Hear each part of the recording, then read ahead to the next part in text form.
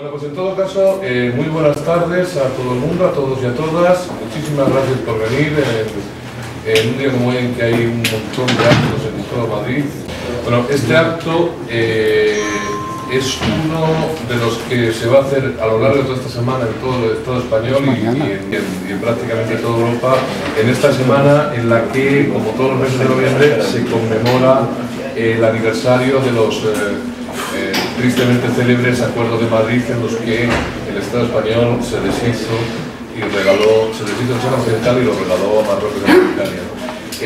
Este año hay una situación especial en Madrid con respecto al Sáhara, en la medida en que hay convocada una conferencia que anualmente se celebra en varios puntos de Europa, y este año ha tocado que es en Madrid y que es la conocida como EUCOCO, es decir, la conferencia de coordinación de la solidaridad, del movimiento de solidaridad con el pueblo saharaui, que en todo caso hay unos folletos aquí,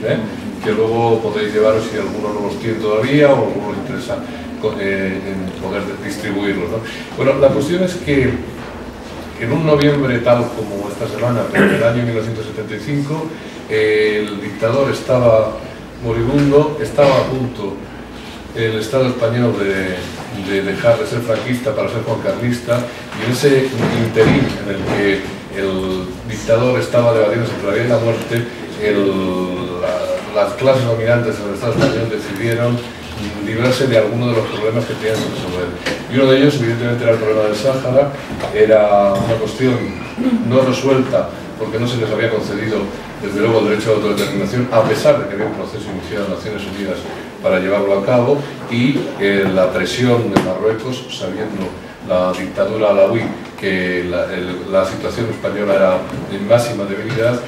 hicieron aquella presión consistente en aquello que convocaron como Marea Verde, y que era, en todo caso, una marcha organizada por el propio Estado, por la propia monarquía, y que arrastraron a miles de personas hasta la frontera entre Marruecos y el Sáhara. Lo cierto es que desde entonces hasta acá los distintos gobiernos españoles, después de la dictadura, el juancarlismo y luego los gobiernos democráticos, han ido pasando un año tras otro sin resolver el problema del Sáhara.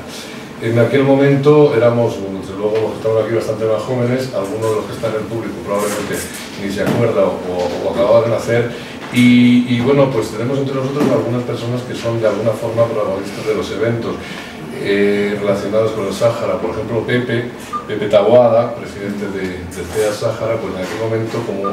ha contado tantas y tantas veces, estaba haciendo el servicio militar en el Sáhara. Todavía tengo la mili en la cabeza, el siroco en la cabeza. Claro, y ese servicio militar que, oye, otros en aquella época les daba por desertar, por irse a Francia para hacer la conciencia. No, él fue a la línea del Sáhara, y eso le sirvió para tener conciencia de lo que ocurría, del desastre del pueblo saharaui, y a partir del día que estuvo en la mili hasta el día de la fecha, lleva inmisericordiamente luchando contra la dictadura alauí y a favor del pueblo saharaui. Y también está con nosotros Jalieto Mokhtar,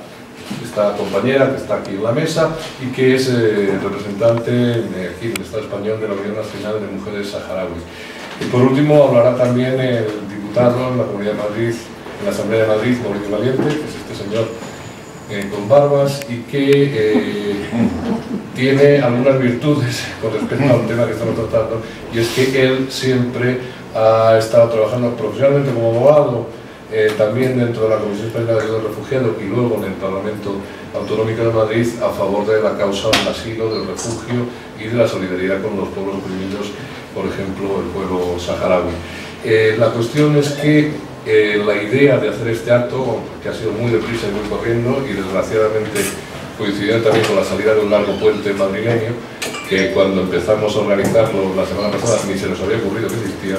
pues en todo caso es una aportación que pretendemos hacer desde Izquierda Unida, desde la Secretaría Federal de Derechos Humanos y de Solidaridad de Izquierda Unida, con la Semana del Sáhara, y para dar un pequeño episodio de salida a lo que es esta semana, en la que esperamos y os animamos desde luego a que participéis en las conferencias relacionadas con el EUCOCO, y por supuesto que el domingo nadie, absolutamente nadie, se pierda la manifestación que pasará por esta calle, que saldrá de Atocha y acabará en la Plaza Santa Ana, como todos los años, en solidaridad con el pueblo saharaui. Y ya sin más preámbulos, y en nombre, ya digo, de Izquierda Unida Federal, pues voy a dar la palabra primero al compañero Pepe y luego hablarán Jarilleto y Mauricio. Ante todo, pues muchas gracias por venir y muy buenas tardes. Muchas gracias, Julio. Muchas gracias a todos vosotros,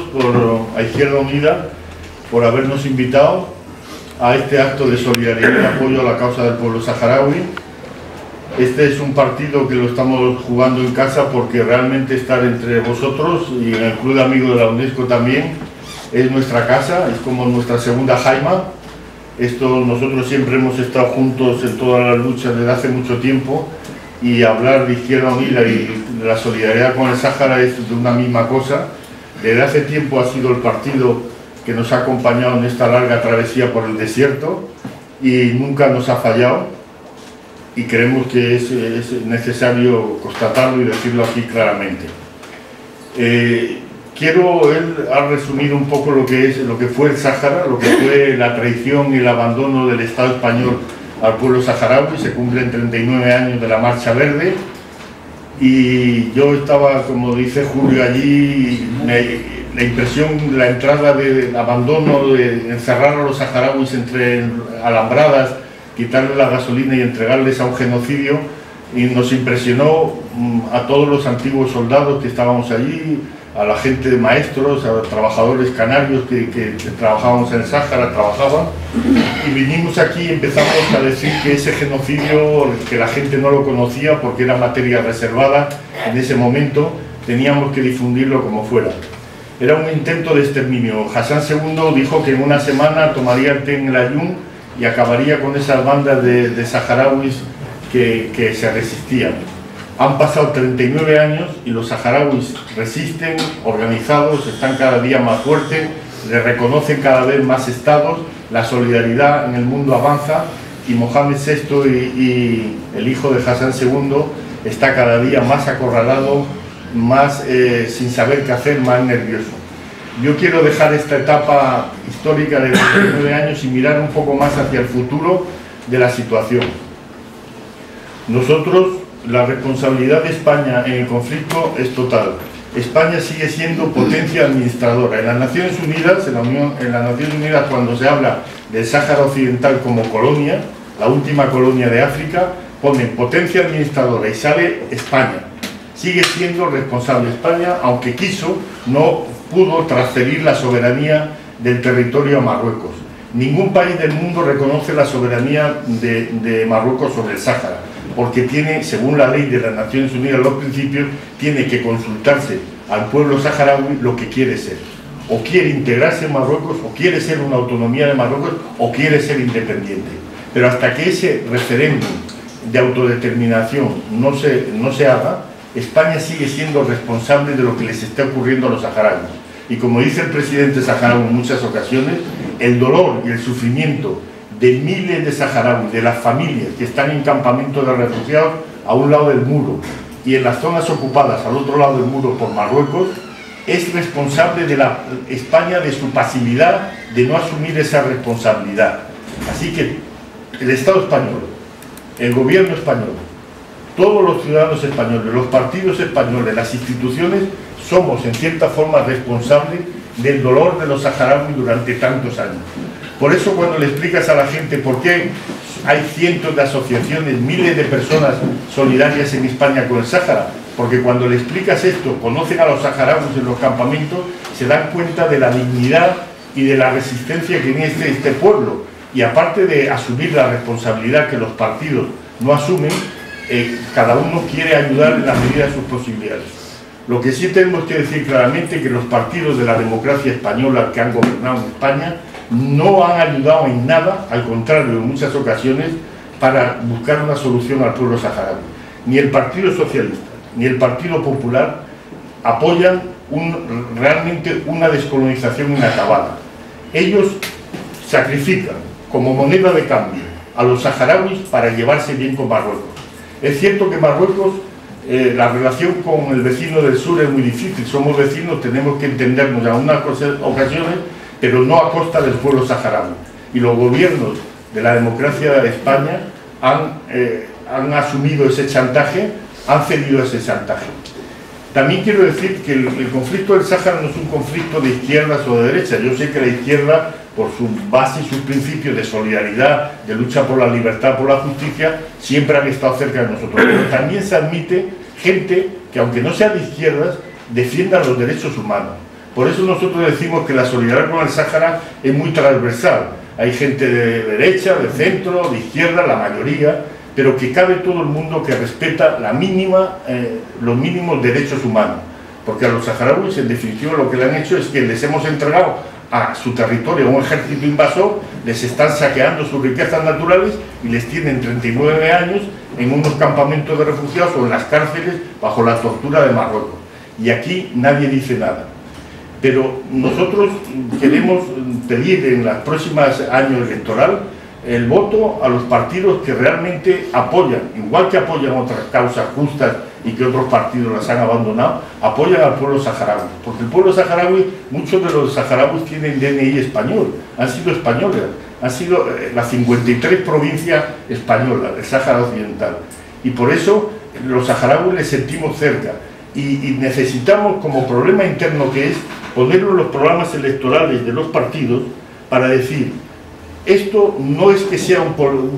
que sea los Grandes Lagos, que sea Bosnia, que sea otros países que nos tocan de lejos, que también hay que ser solidario con Palestina. Yo traía la bandera palestina en mi zurrón, porque es de otra manifestación. Pero bueno, en este caso, el conflicto del Sáhara, hay miles de asociaciones, miles de familias que sienten cada día cuando se levantan qué les pasa a sus familias saharauis. Porque eso en 39 años hemos conseguido de traer decenas de miles de niños y niñas a las familias en verano,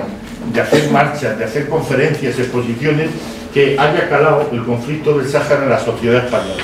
Ha sido un trabajo ejemplar del Frente Polisario, que ha llevado la dirección de sus objetivos de forma ejemplar, y de todo el movimiento de solidaridad que hemos conseguido a la vez tener realmente una fuerza que los partidos, cuando hablan, pues piensan que el movimiento de solidaridad, decía un ministro socialista, no sé si era Moratino, no, decía: nosotros estamos entre el yunque francés, que nos exige otra política respecto al Sáhara, y el martillo de la solidaridad española, de la sociedad española, que nos tiene acorralados, y que esa presión la sentimos. Pues queremos seguir teniendo esa presión, que cada vez seamos más, que en el nuevo escenario político que se abre en España exista un frente social y político por la descolonización del Sáhara, que se agrupen todos los partidos, las asociaciones, las ONGs en ese frente social y político por la descolonización, para presionar al gobierno que salga de las elecciones el próximo año para realmente contribuir activamente en la búsqueda de una solución definitiva a los saharauis. Si no, no les va a dejar otro camino a los saharauis que volver a la lucha armada. Porque si las Naciones Unidas siguen consintiendo que Marruecos siga ocupando, saqueando sus riquezas naturales, sin ponerle freno a esa ocupación y esa intransigencia marroquí, los saharauis no tendrán otra puerta, otra ventana que salir, que volver a defender con lo que tienen su territorio y no seguir siendo torturados en las zonas ocupadas y tal. Entonces, nosotros, el movimiento de solidaridad, si es lo que la ONU, el desafío que ha hecho hace 2 días el rey de Marruecos a la comunidad internacional, ha sido terrible. Ha dicho: nosotros no respetamos ninguna de las resoluciones, lo más que vamos a conceder a los saharauis es una autonomía. Eso, si no lo pagan las Naciones Unidas, si no lo paga el Consejo de Seguridad, es reírse Marruecos de las resoluciones de la legalidad internacional, que dice que los saharauis tienen derecho a un referéndum de autodeterminación con la palabra independencia también entre las preguntas. Y eso, hay un reto, está marcando un desafío a las Naciones Unidas y a los gobiernos de España y de Francia, los países más directamente implicados. Y eso tendrá que y si las Naciones Unidas ceden a ese chantaje y a esa presión marroquí, los saharauis ya no pueden llamar a la legalidad, a las Naciones Unidas, al Consejo de Seguridad. Tendrán que demostrar con la fuerza de las armas, si es necesario volver a patas arriba el desierto del Sáhara para conseguir sus objetivos. Deseamos, y todos los saharauis los primeros, que han tenido una guerra de 19 años y saben lo duro que es esa guerra con Marruecos, que no vuelva a ocurrir ese desastre. Pero si no les dejan otro camino, y si desde España, que la posición del gobierno español es muy importante ante el conflicto, porque es la potencia administradora, que ha sido la metrópoli, la que ha colonizado. Todo el mundo mira a España, al gobierno español, ante la situación del Sáhara, y si no cambia su política, sigue colaborando en la ocupación, vendrán tiempos difíciles, pero nosotros estaremos allí con los saharauis, y al final esta causa es tan justa, que al final se acabará ganando. Muchas gracias.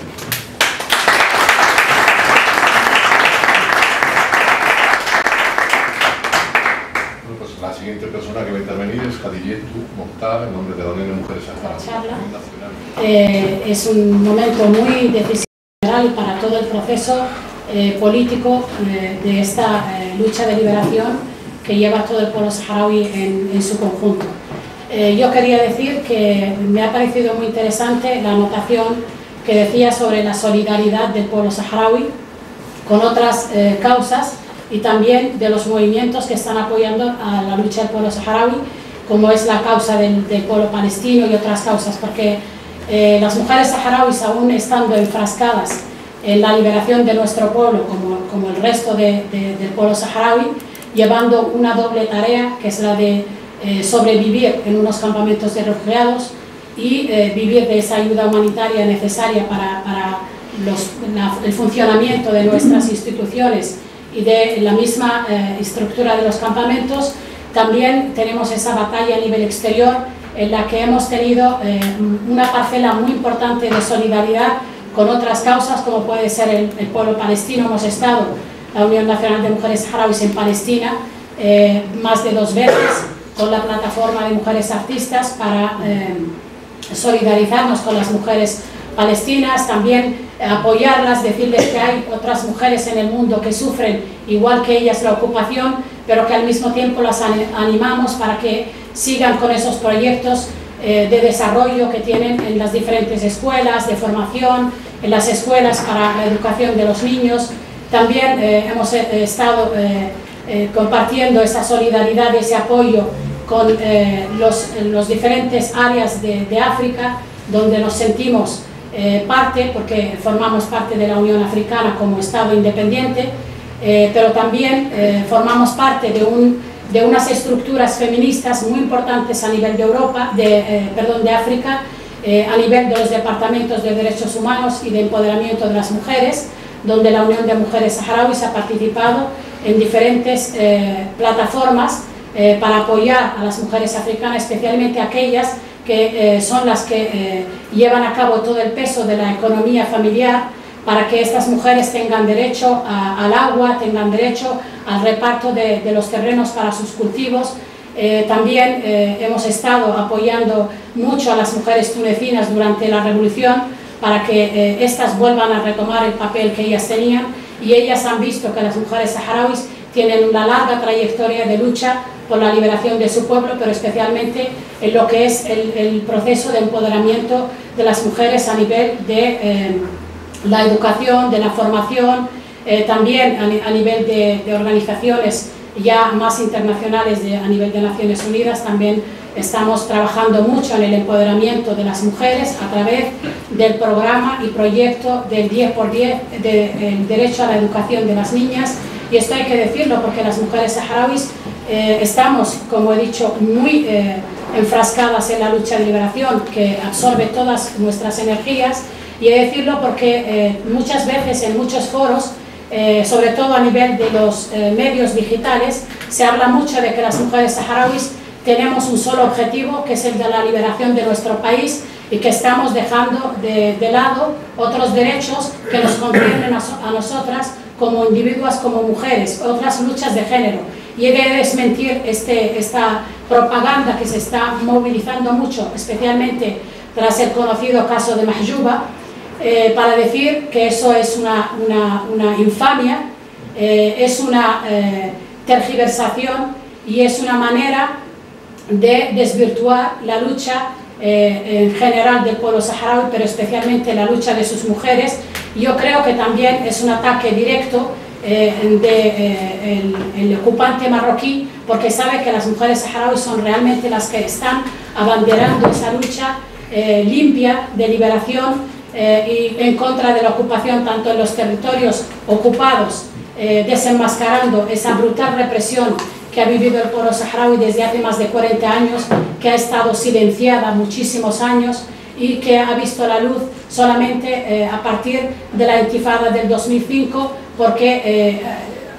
afortunadamente ciertos observadores y algunos medios de comunicación han podido llegar al territorio y han podido ver en el terreno que el pueblo saharaui ha sido víctima de una brutal y silenciosa represión y no solamente eso, sino también un intento de exterminio de la identidad saharaui a través de las torturas, a través de los encarcelamientos, a través de personas que han sido asesinadas y enterradas en fosas comunes, cuando la mayoría del pueblo saharaui pensaba que estaban en las listas de los desaparecidos, de los más de 530 desaparecidos que desde 1975 tiene el pueblo saharaui en las listas de las organizaciones humanitarias y de las organizaciones internacionales. También se ha atacado el trabajo que hacemos a nivel de los campamentos y el programa estrella, el programa de Vacaciones en Paz, que es el de la visita de los niños a los diferentes países, especialmente al Estado español, donde son acogidos por familias solidarias, familias que conocen la lucha del pueblo saharaui, conocen la visitud del pueblo saharaui, conocen los sufrimientos del pueblo saharaui, saben que es un pueblo que ha sido abandonado injustamente por el Estado español en su día, que ha sido vendido a través de los ignominiosos acuerdos tripartitos de Madrid, que es un pueblo que injustamente está siendo relegado al exilio y una mitad relegada a la ocupación bajo el yugo de una dictadura feudal, arcaica, que se vende como una democracia cuando realmente es una monarquía tan medieval que su propio rey cree que vive en la Edad Media, en las 1001 noches, con esa parafernalia que monta cada vez que sale a la calle para hacer un acto. Es una persona déspota que piensa que los saharauis son un puñado de beduinos que no tienen ninguna cultura y de hecho a nivel de los medios de comunicación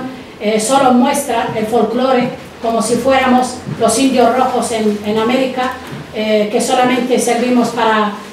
el folclore de la monarquía,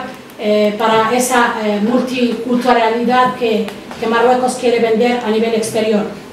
Yo creo que la lucha de las mujeres saharauis va mucho más allá de la liberación del pueblo saharaui. Es cierto que nuestro objetivo fundamental es la liberación de nuestro territorio de la ocupación, porque realmente las mujeres saharauis nunca seremos libres si no tenemos un país libre e independiente. Cuando no se ponga fin a esta ocupación que ha hecho sufrir a nuestro pueblo, a nuestras mujeres, a nuestros niños, a nuestros ancianos, más de 40 años, una ocupación que nos ha obligado a vivir de la ayuda humanitaria cuando nuestro país es rico en recursos naturales que están siendo saqueados sistemáticamente de manera discriminada, no solamente por la fuerza ocupante que es Marruecos en este caso, sino también con la complicidad de toda la Unión Europea y de muchos países en el mundo que se benefician de las riquezas del pueblo saharaui a través de esos acuerdos ilegales que se hacen con una potencia ocupante, cuando se sabe que a nivel de la jurisdicción internacional está prohibido que ningún país haga acuerdos, y menos económicos, con una fuerza ocupante que no tiene la soberanía sobre el territorio de otro pueblo, que al mismo tiempo está reconocido como la última colonia en África, que está reconocido como un pueblo que todavía no ha ejercido su derecho a la autodeterminación. Como decía antes, este momento político y histórico que estamos viviendo se celebra la 39 Conferencia de Solidaridad, la Conferencia Europea de Solidaridad y Apoyo con la lucha del pueblo saharaui, conocida como la ECOCO. Es de especial relevancia porque este año se va a celebrar en Madrid, donde precisamente hace más de 39 años se firmaron esos acuerdos en los que España traicionó directamente al pueblo saharaui, desde las más altas instancias vendió al pueblo saharaui a Marruecos y a Mauritania, y nos parece muy importante porque en esa conferencia, como Unión Nacional de Mujeres Saharauis, aparte de organizar los típicos talleres donde vamos a discutir de política, de género, de emancipación de las mujeres, de ayuda humanitaria fundamental para seguir haciendo funcionar nuestros proyectos de cooperación y de formación, también vamos a pedir a todas las organizaciones, a todos los políticos que estén acompañándonos en esa conferencia, a todos los medios de comunicación, que ha llegado el momento de exigir a la comunidad internacional que ponga fin a los sufrimientos del pueblo saharaui, porque realmente somos las mujeres saharauis y los niños saharauis los que más estamos sufriendo los estragos de la ocupación, no solamente en los campamentos, sino también en los territorios ocupados, porque nuestras mujeres, aún sufriendo esa división que sufre el pueblo saharaui en su conjunto, pero ellas lo sufren de doble manera, porque viven bajo la represión, porque no tienen derecho ni siquiera a expresarse como me estoy expresando yo ahora en nombre de las mujeres saharauis. Ellas no tienen derecho a ni siquiera manifestarse por el derecho de autodeterminación o por la libertad de su pueblo, y muchísimo menos por los derechos como ciudadana o como mujer. El derecho, por ejemplo, a la educación, ese es un derecho vetado en los territorios ocupados por parte de la ocupación. Las mujeres saharauis no pueden formarse, no pueden educarse, no pueden ir al instituto, no pueden ir a las universidades, porque en el Sáhara no hay universidades. Los jóvenes saharauis, hombres y mujeres, tienen que trasladarse, si quieren, hasta Marruecos, hasta las capitales de Marruecos para poder estudiar, porque si no, no tendrían derecho. Y aún así son reprimidos por ser precisamente saharauis, por llevar esa identidad con ellos, por defenderla, y no solamente por reivindicar ese derecho a estudiar, sino simplemente por participar en una manifestación, pueden estar represaliados, pueden desaparecer, pueden ser torturados, pueden estar prisioneros en una cárcel sin que ni siquiera su familia tenga derecho a saber de ellos. También es importante porque es un año decisivo en el que se ha desencadenado una campaña a nivel internacional por la liberación de los presos políticos saharauis, y en la que las mujeres en todos los foros internacionales estamos exigiendo que todas las fuerzas políticas, todos los países se impliquen, todos los parlamentos, para exigir la liberación de esos presos políticos, porque están siendo encarcelados de manera injusta, simplemente son presos de conciencia, no han hecho nada para que sean juzgados por un tribunal militar, y mucho menos para permanecer en las cárceles marroquíes en unas condiciones infrahumanas, sin atención médica y sin ni siquiera tener el derecho a estar presos al lado en sus ciudades del Sáhara y al lado de sus familias, que tienen que recorrer miles de kilómetros con unos costes económicos brutales que no pueden asumir, para estar cerca de sus familias y poder visitarlas, y muchas veces se les niega, incluso cuando se trasladan con el apoyo logístico y económico de asociaciones de saharauis y de familias que les prestan ese apoyo para que puedan visitar a sus familias. Los marroquíes incluso les prohíben la entrada, y también suelen usar otro tipo de prácticas represivas contra las familias para desmoralizarlas, anulando, por ejemplo, los juicios sin ninguna causa, para que las familias puedan estar más tiempo en espera, para que gasten más dinero, para que se aburran, para que simplemente es una brutal situación que ninguna familia puede soportar en las condiciones en las que están estas familias saharauis, que sufren de doble manera. O sea, son recriminados por ser saharauis, pero al mismo tiempo son recriminados porque están en las ciudades de Marruecos, en las calles, esperando ver a sus familiares detenidos, o para asistir a los juicios, donde les rocían con agua, les rocían con agua caliente, con pintura, les mandan a matones para que intimiden a las mujeres que están allí abanderando esas manifestaciones pacíficas de apoyo a los presos políticos. También Es decir que a nivel de las instituciones internacionales, las mujeres saharauis estamos llevando a cabo una serie de proyectos para que las mujeres saharauis impongan la aplicación de las resoluciones internacionales a través de una plataforma internacional encabezada por primeras damas de África, a nivel de África, pero también hay políticas, personalidades, exministras a nivel de Europa que han viajado a Naciones Unidas para estar en la Cuarta Comisión y también para estar en el mes de abril presentes en la resolución en el Consejo de Seguridad cuando se vaya a reunir para exigir de una vez por todas que Naciones Unidas aplique esas resoluciones internacionales que permitan al pueblo saharaui ejercer de manera ya inminente su derecho a la autodeterminación y llevar a cabo ese referéndum que Naciones Unidas supuestamente tenía que haber celebrado desde hace más de 23 años. Y sobre todo queremos exigir que la MINURSO tenga las competencias para que vigile los derechos humanos en el Sáhara, porque pensamos que es inadmisible que esa misión sea la única que no tenga las prerrogativas para controlar los derechos humanos en el Sáhara y sobre todo que no siga legitimando la ocupación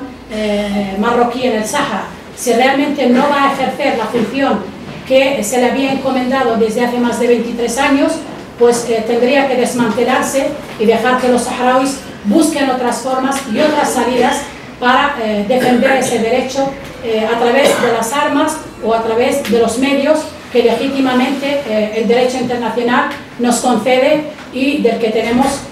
por supuesto, que ejercer para no seguir esperando que la comunidad internacional haga nada por nosotros. Nosotras, la Unión Nacional de Mujeres Saharauis, desde hace más de 40 años hemos hecho una lucha pacífica, una lucha de construcción de paz. Hemos educado a las sociedades saharauis, a los jóvenes, de cara al futuro, una sociedad en la tolerancia, pero claro, eso se agota. Los jóvenes saharauis se están cansando, han visto que todo el trabajo que hemos hecho para educarles en una política de paz, han visto que eso no funciona, que las instancias internacionales no respetan sus propias resoluciones, y tanto el Frente Polisario como la Unión Nacional de Mujeres Saharauis, que es realmente la que está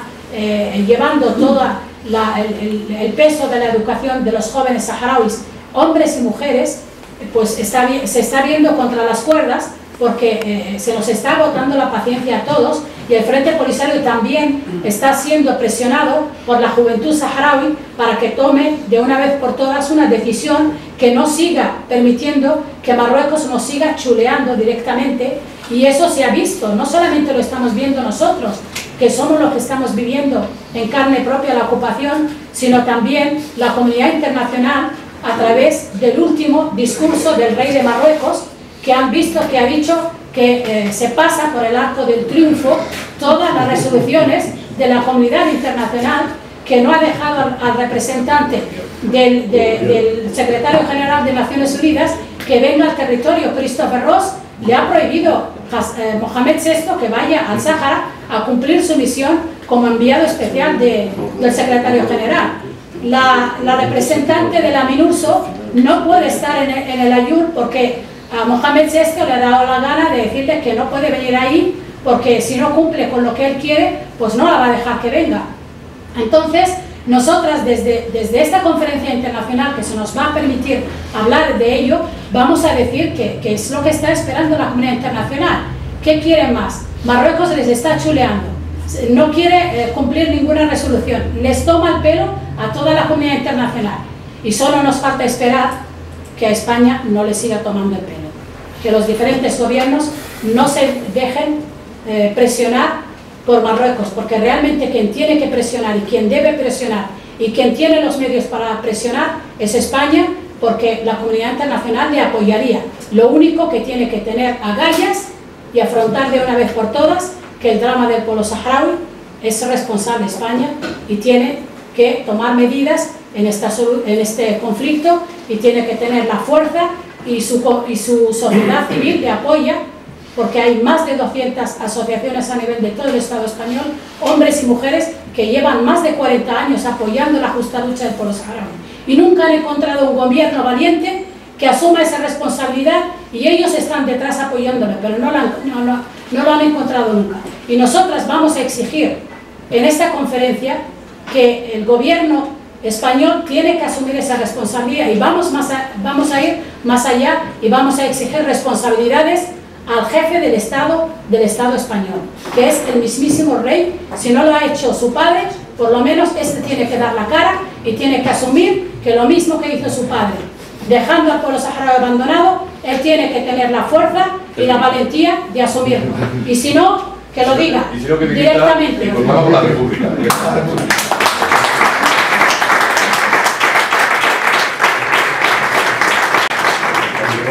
Sí. Al compañero Mauricio, sí, efectivamente son primos los reyes de aquí. No, sí, está muy bien. Va a tomar la palabra ahora el compañero Mauricio Valiente. Hemos comentado ya que él es diputado en la Asamblea de Madrid y, bueno, pues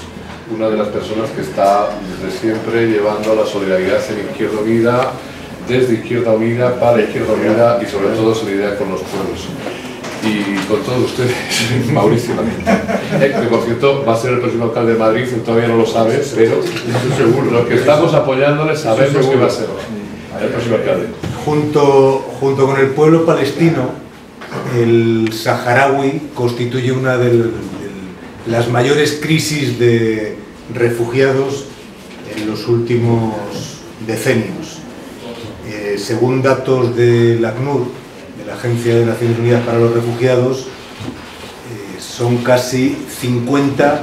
millones de personas en el mundo en necesidad de protección, y de ellas el 87% en países empobrecidos. Con esto quiero comenzar mi intervención destacando la doble moral de los que ponen las vallas con cuchillas en las fronteras, que hablan de derechos humanos, pero abandonan a pueblos enteros a su absoluto abandono.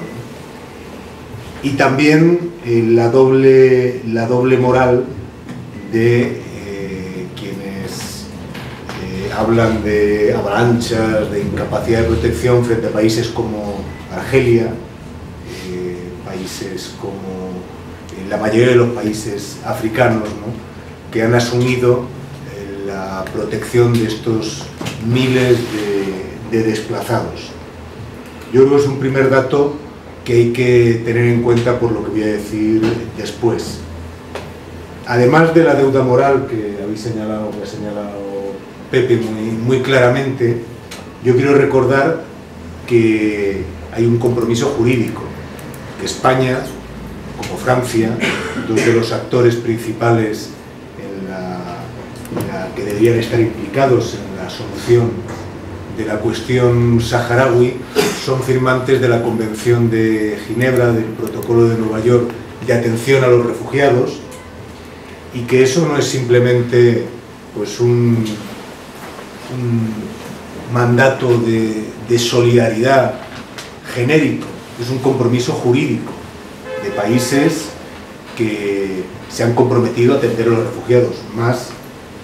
en el caso español, como se ha dicho claramente, que tiene un mandato de Naciones Unidas como potencia colonial con la población de este territorio. Y este compromiso jurídico integra tres aspectos fundamentales: la atención a las personas refugiadas, no abandonarlas a su suerte; la presión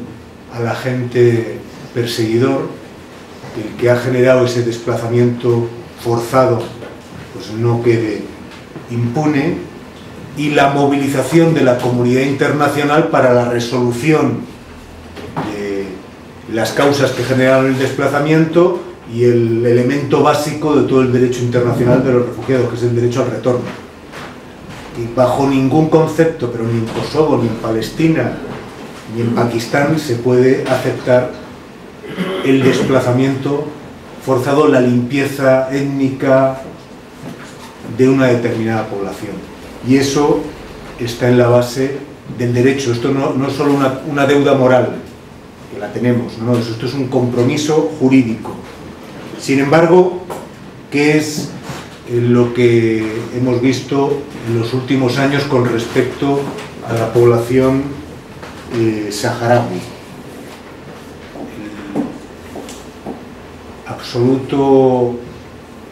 mirar hacia otro lado de la comunidad internacional. Ponías el ejemplo de la MINURSO. En 2007, cuando hubo una de las crisis en Ceuta y Melilla,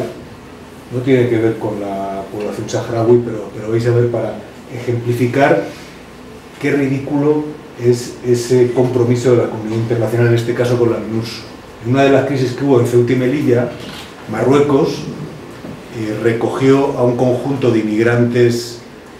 en Ceuta, entregados por la Guardia Civil española, los montó en un autobús, los llevó a los muros, a la zona minada, y los abandonó a su suerte.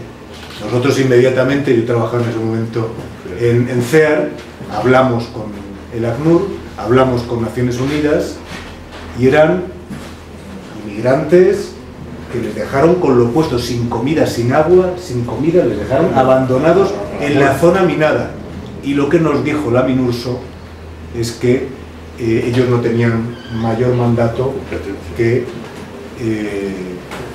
garantizar el alto al fuego. Esa fue la respuesta a la MINURSO. Imaginaros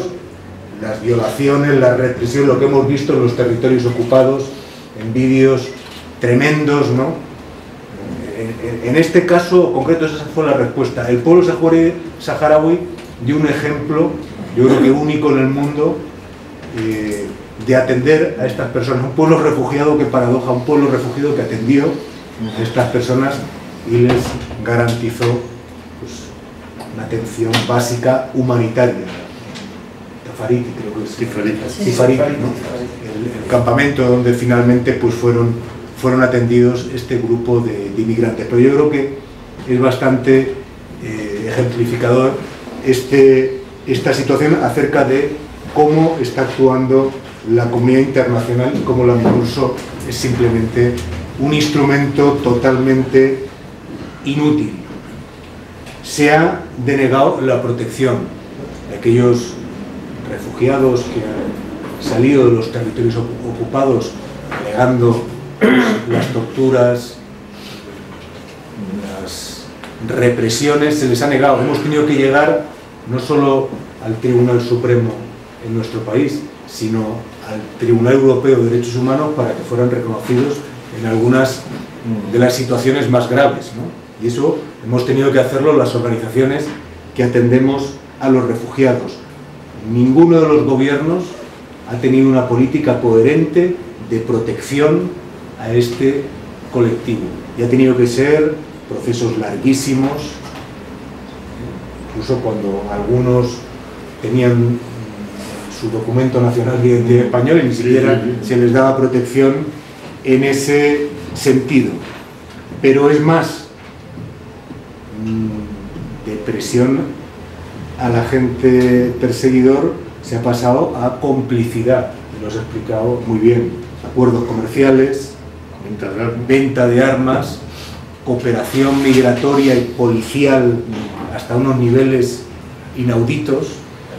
que es, desde el punto de vista del derecho internacional, estas cosas no se pueden hacer. Eso es lo que hemos enfrentado. Y lo que yo creo que más nos debería tocar, pues, nuestra sensibilidad, son los recortes en la cooperación. O sea, el abandono de un pueblo que tiene que vivir unas condiciones dificilísimas y que ha visto cómo,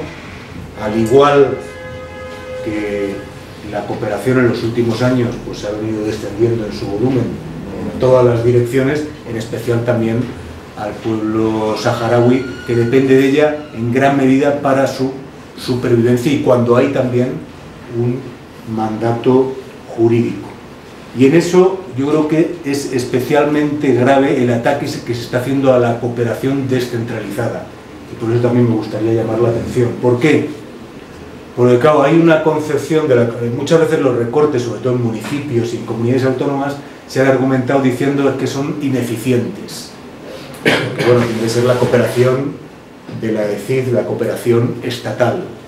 Claro, es una concepción que lo que hace es desmovilizar lo que ha tenido de ejemplar la solidaridad con el pueblo saharaui, y es que centenares de miles de personas en ayuntamientos, en colegios, en comunidades autónomas se han puesto a trabajar para movilizar socialmente el apoyo a la causa del pueblo saharaui. En el momento en que los ayuntamientos han empezado a desaparecer con este tipo de programas que las comunidades pues prácticamente la han eliminado,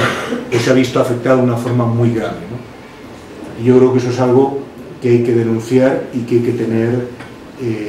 presente, ¿no? Y además por la especialidad de lo que es la cooperación con el Sáhara. Yo acabo diciendo que desde Izquierda Unida, yo creo que también de las organizaciones sociales, que tenemos que trabajar en tres líneas. Uno, en mantener la movilización social a todos los niveles. Yo en el Parlamento pues me toca, creo que un papel algo ingrato. A mí me gusta más estar en las manifestaciones y en la calle y en las organizaciones sociales y en la denuncia, y ahí mantenemos un aspecto de la movilización que es difícil, pero que hay que mantenerlo, que son los intergrupos, que incluso al PP, al PSOE, a UPyD, pues implicarles en esta solidaridad. De vez en cuando te encuentras algún representante político que siente la causa del pueblo saharaui. Es mi obligación en este caso cumplir con esa tarea, ¿no? Ese aspecto, pero también la movilización en la calle. Yo creo que la manifestación y la presencia en las calles es muy importante para que esos representantes se vean obligados a mantener esa línea, aunque luego sean inoperantes. Porque claro, nosotros tenemos el intergrupo y dijimos que la Comunidad de Madrid, que el Ayuntamiento se implicara mucho más con la UCOCO, que una oportunidad histórica, ¿no? Bueno, hemos hecho lo que hemos podido y seguiremos trabajando en esa línea, porque que estén, pues por lo menos algo hace, ¿no? Pero también yo creo que es muy importante implicarnos en el litigio estratégico y en la utilización de todas las instancias internacionales. Los palestinos lo están trabajando con los casos de tortura en La Haya, porque luego al final estas cuestiones concretas les ponen en aprietos a los represores y a sus cómplices, ¿no? Yo creo que estas cosas, bueno, hay juristas muy buenos que están trabajando en esa línea con el tema de las prospecciones, de los acuerdos comerciales, de las explotaciones de los recursos naturales del Sáhara. Creo que eso es algo que hay que seguir manteniendo. Y por último, yo creo que tenemos que acabar con esa especie de pacto de Estado siniestro que ha hecho que España, manteniendo una posición favorable teóricamente a una solución favorable al pueblo saharaui, al cumplimiento del derecho internacional, luego en los organismos internacionales no ha tenido ni la fuerza, ni la coherencia, ni la valentía de llevarlo a la práctica. Entonces yo creo que es el momento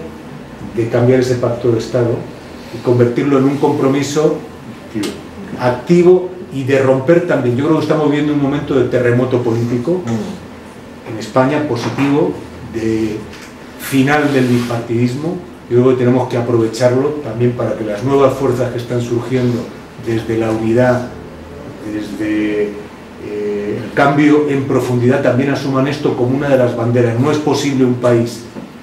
que inicie un nuevo rumbo y que no asuma una actitud coherente en derechos humanos, en política internacional y con este compromiso político de primer orden que es el Sáhara. Así que yo creo que es una tarea también que lo que nos toca como Izquierda Unida tenemos que recoger y trabajar con otros compañeros en esos espacios unitarios que estamos construyendo para que sea también un referente y una política pública cuando nos toque cambiar las cosas. Muchas gracias.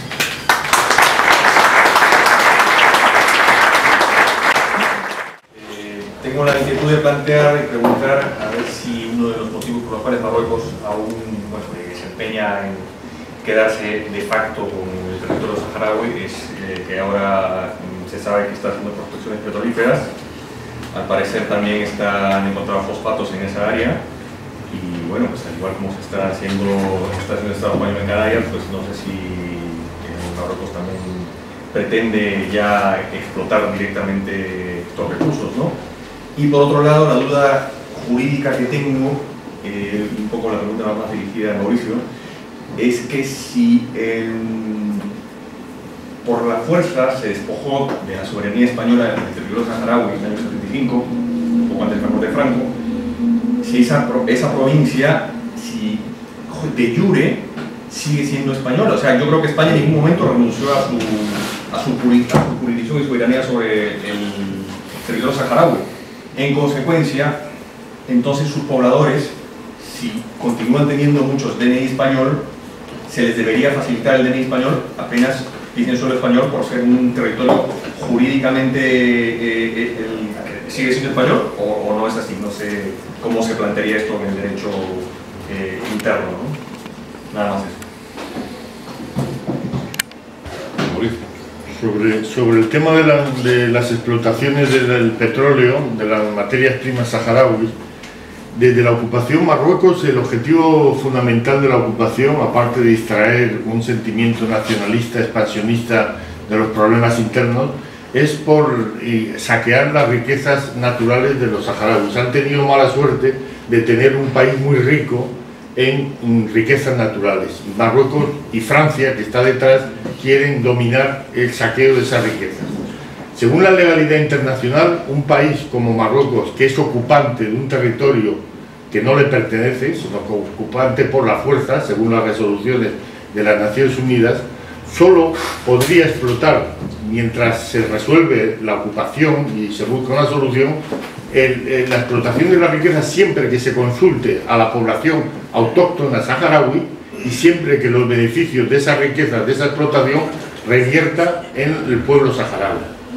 En ningún caso Marruecos ha consultado al pueblo saharaui ni revierte las riquezas de esa explotación, de los fosfatos, del acuerdo de pesca entre la Unión Europea y Marruecos en las aguas del Banco Sahariano, un banco de los más ricos del mundo en peces, que explota la flota pesquera española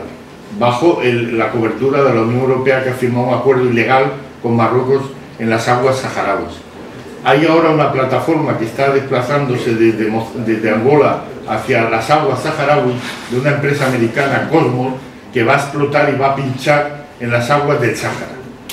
Otras lo han intentado anteriormente, Total Fina, otras empresas, y se retiraron ante la campaña que hemos llevado. Esta parece que va más en serio porque quieren adelantarse los marroquíes a explotar los yacimientos de petróleo que hay en el agua en el Sáhara para su beneficio. Estamos denunciando, estamos haciendo una campaña internacional contra esa explotación. Los saharauis sé que tienen otros compromisos comerciales y de explotación con otras compañías australianas, noruegas, para la explotación en el futuro de las riquezas naturales del Sáhara, que no solo es fosfatos y pesca, sino se habla de uranio, de petróleo, de otras series de minerales muy importantes, y entonces en el futuro esperemos que con estas otras empresas se lleguen a acuerdos para la explotación. Sí, la pregunta jurídica es compleja desde el punto de vista del derecho a la nacionalidad y del régimen de protección, porque España cedió ilegalmente el territorio a Marruecos. Según Naciones Unidas, como ya se ha explicado, es un territorio pendiente de descolonización. Entonces hay una situación de hecho que podría dar lugar a casos de apatridia. Y es más, una de las discusiones aquí en los tribunales ha sido en torno a ese estatuto. ¿Cuál era el argumento sibilino y sorprendente que dio el gobierno español en un primer momento? Y es que los saharauis no eran apátridas porque Marruecos les ofrecía su nacionalidad. Y ese fue el argumento, que finalmente el Tribunal Supremo aquí en España tuvo que decir: oiga, no digan ustedes tonterías, ¿no? Que aquí hay una ocupación ilegal. Sería ese, es un tema complejo, pero bueno, ese sería el encaje desde un punto de vista legal. Pero, un momento, yo quería también matizar que incluso antes del tema de la apatridia, que se ha tratado especialmente desde que llegó el Partido Popular al poder, hubo una sentencia el 16 de octubre del 98, aprobada por el Tribunal Supremo, que reconocía la nacionalidad española a todos los nacionales saharauis. Y eso creó jurisprudencia, y de hecho muchos saharauis empezaron a adquirir la nacionalidad a través de cualquier documento que acreditara que son saharauis. Pero este último gobierno del Partido Popular volvió a retomar el tema de la apatridia precisamente para frenar las masivas solicitudes, y eso fue a raíz de los incidentes del campamento de Gdeimizid, cuando Marruecos lo desmanteló de manera brutal. Murieron personas con nacionalidad española, y aquello creó un conflicto en el que se reivindicaba que España asumiera esa responsabilidad. Entonces, para no asumir esa responsabilidad, como siempre hace el Estado español con los saharauis, pues fue frenar eso precisamente, y en todas las administraciones y de los registros se admite a trámite cualquier solicitud de un saharaui, pero eso se ralentiza con el tiempo, para que los saharauis renuncien, se aburran o terminen por irse a otro sitio. Pero es una situación también de una injusticia contra el pueblo saharaui, como muchas otras. Cuando acreditan, ¿no?, que figuraban en el censo. Lo acreditan, pero se admite a trámite el expediente, pero se ralentiza. Pueden pasar años sin que se resuelva favorable, y ese es un drama que están viviendo los saharauis en el Estado español. Muchos de ellos se cansan, terminan por volver a los campamentos, y muchos de ellos se quedan de manera ilegal aquí en España cuando ellos tienen todos los derechos. Y eso también les priva de la educación, de la asistencia sanitaria y de muchas otras cuestiones. También son perseguidos por las calles, por la policía, porque les piden documentación cuando no la tienen, y ellos son saharauis y tienen derecho, y son de padres españoles, de abuelos españoles, y un sinfín de historias. Otra cosa que quería matizar sobre lo que comentó Mauricio, sobre la movilización social. Yo creo que eso hace muchísimo tiempo que los diferentes gobiernos socialistas intentaron impedir de la recogida de alimentos a través de las asociaciones de solidaridad, porque eso realmente era la forma de hacer llegar la problemática del pueblo saharaui y su conflicto político.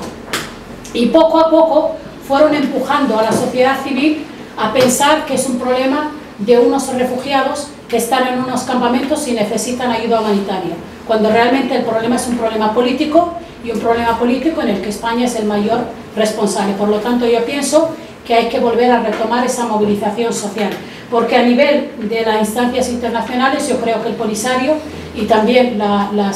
través de los organismos como CEA, como la Asociación de Juristas Internacionales por el Sáhara, y un sinfín de organizaciones que están reivindicando y condenando el expolio de los recursos naturales, como puede ser también el muro, las minas que están sembradas alrededor del muro. Se han movilizado mucho estos últimos años a través de las instancias internacionales, y creo que eso ha sido precisamente la razón que ha puesto a Marruecos en el banquillo de los acusados, y está siendo realmente aislado a nivel de la escena internacional, precisamente esa labor. Y otra cosa que se me había olvidado antes era el de decir que gracias a la posición y a la política que ha llevado Izquierda Unida a nivel de las instancias europeas, se ha podido ralentizar el acuerdo, la aprobación del acuerdo de pesca a nivel de la Unión Europea, del Parlamento Europeo, y se ha podido ver que realmente es una explotación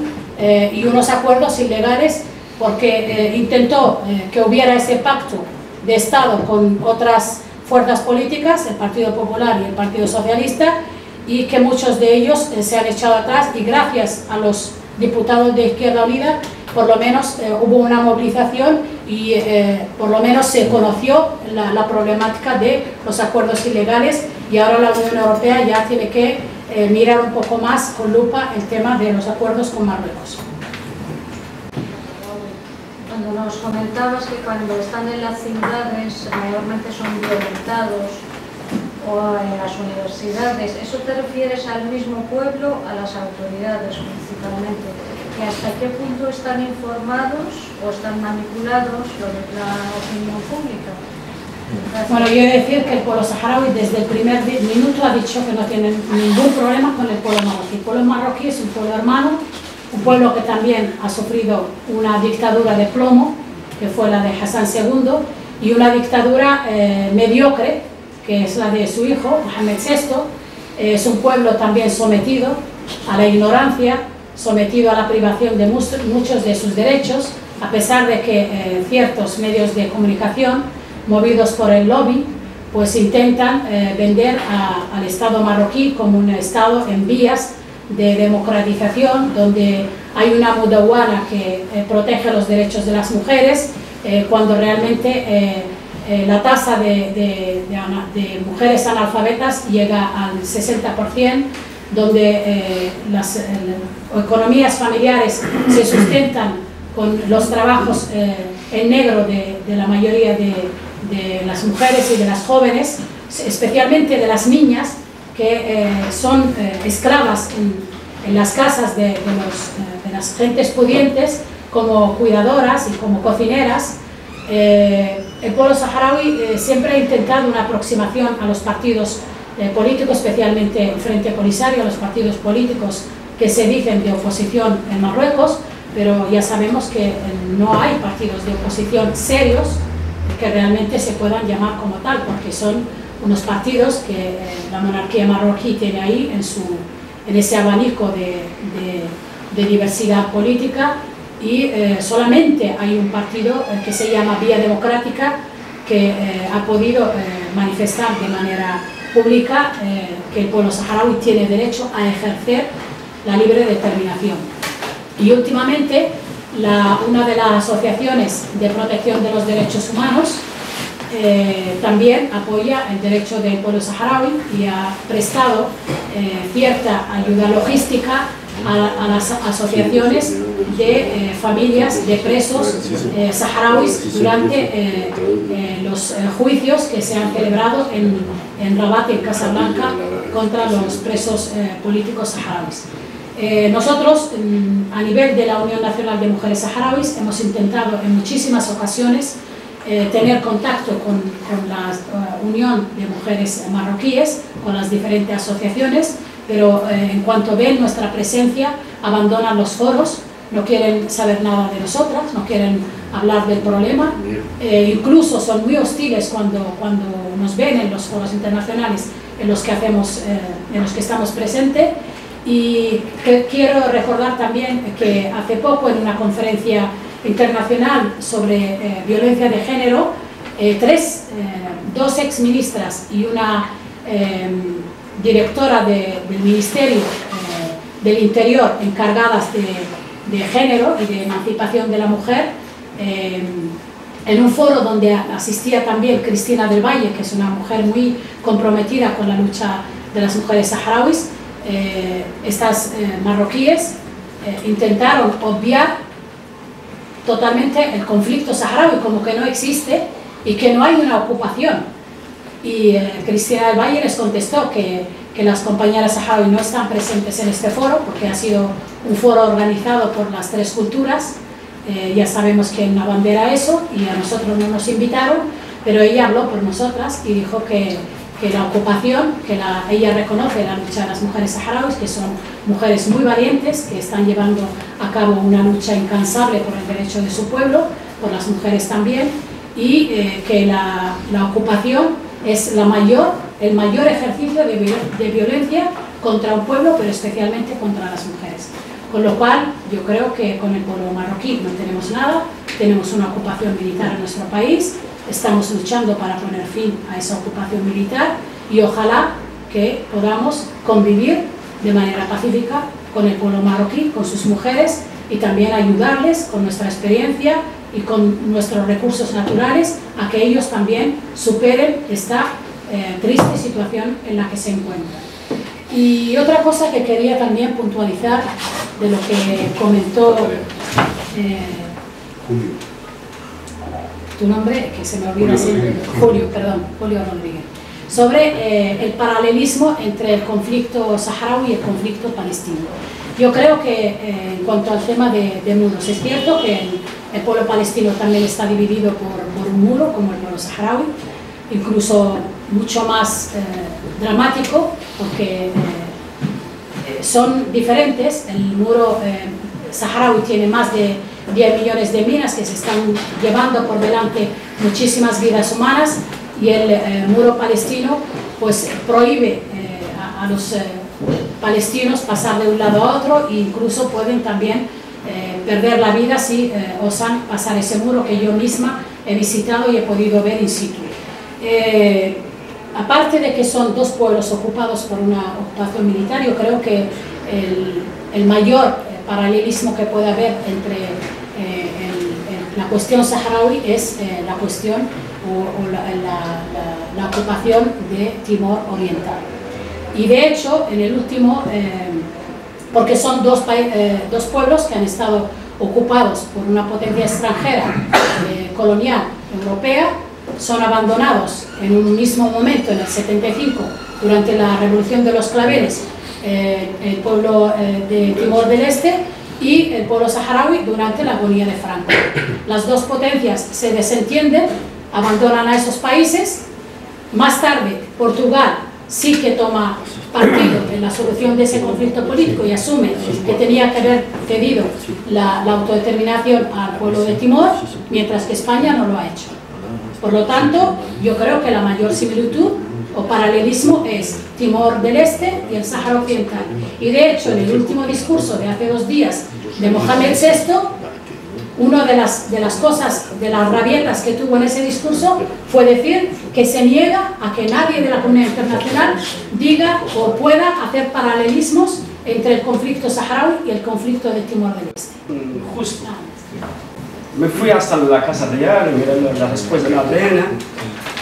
y el rey, el Partido Popular tampoco no quiere darnos nuestro derecho. Somos hijos de españoles.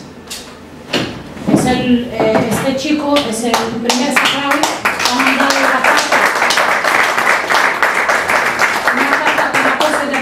de recibo a la Casa Real, y creo que no te han contestado, ¿no? Una contestación de estas formal, antiguas, ¿no? que lo hemos visto por internet. Los reyes de España son, para mí, son mis enemigos,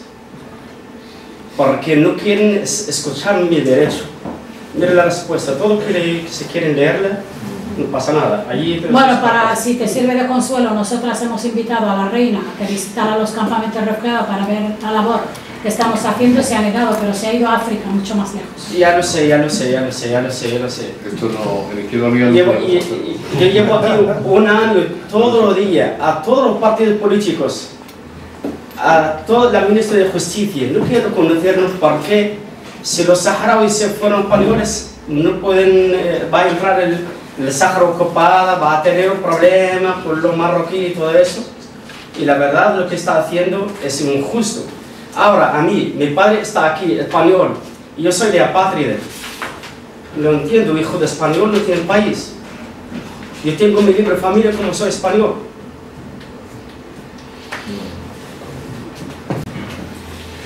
Bueno, en todo caso, esto es algo que también está en actualidad, porque ahora mismo se está discutiendo en el Parlamento español algo que se supone que es una, en fin, que se trata de arreglar una injusticia histórica que es devolver a los judíos sefardíes a la nacionalidad española, cosa que en Izquierda Unida nos parece magnífico. Los dos partidos son los Pero mismos, lo que estamos exigiendo en Izquierda Unida con esta iniciativa del Partido Popular es que precisamente la población saharaui e incluso la población morisca, que fue expulsada siglo y 20 años después de los judíos sefardíes, tengan también ese reconocimiento. Es decir, que todo aquel que haya sufrido esta expulsión por cualquier momento histórico tenga también el derecho a ser español, a tener un pasaporte, a tener un DNI, y no solo los judíos sefardíes, porque el problema no es que se esté haciendo una justificación histórica y tal de una injusticia, evidentemente, sino el problema es que desgraciadamente se va a dar esto a los judíos sefardíes por la presión del lobby sionista y como amistad con los israelíes, ¿no? Y obviamente nosotros, que no somos muy amigos del Estado de Israel o de sus gentes, pues precisamente estamos pidiendo en el Parlamento español que saharauis, moriscos, todos aquellos que en algún siglo de los anteriores ha sido expulsado o ha sido privado de la nacionalidad española, se les dé este reconocimiento, no solo simbólico, sino el pasaporte, el carnet de identidad, y que puedan venir aquí a vivir, a trabajar con plenos derechos. Un saharaui lleva aquí 20 años, no puede ser español, porque es saharaui. Claro. 20 años trabajando, pagando su puesto. Claramente. Bueno, no sé si hay alguna intervención más, alguna pregunta, alguna duda, porque si no, podemos dar esto por terminado. Damos un aplauso muy fuerte a todos los saharauis.